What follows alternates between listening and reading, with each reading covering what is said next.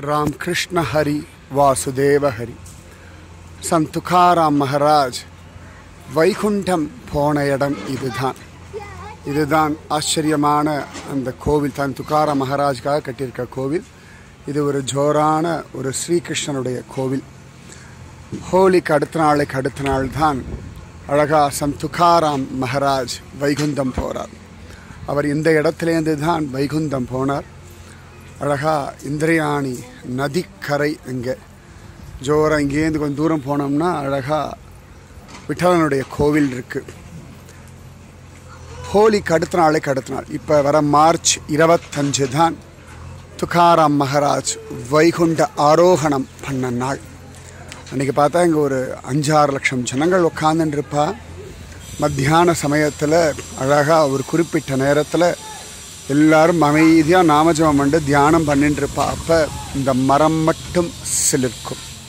அவள் துக்காராம் மகாராஜ் கரெக்டாக மத்தியான நேரத்தில் தான் வைகுண்ட ஆரோகணம் பண்ணார். அதே சந்தர்ப்பத்தில் இதுவும் ஆடும்.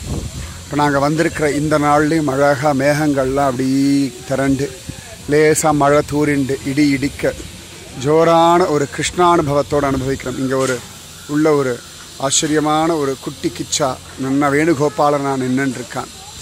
இந்த துக்காராம் மகாராஜினுடைய இந்த வைகுண்ட கமனஸ்தானம் நிச்சயமாக உங்களுக்கும் வைகுண்டத்தை கொடுக்கும், சந்தேகமே வேண்டாம்.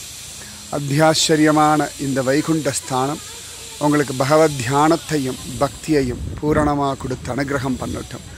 ராம் கிருஷ்ண ஹரி வாசுதேவ ஹரி.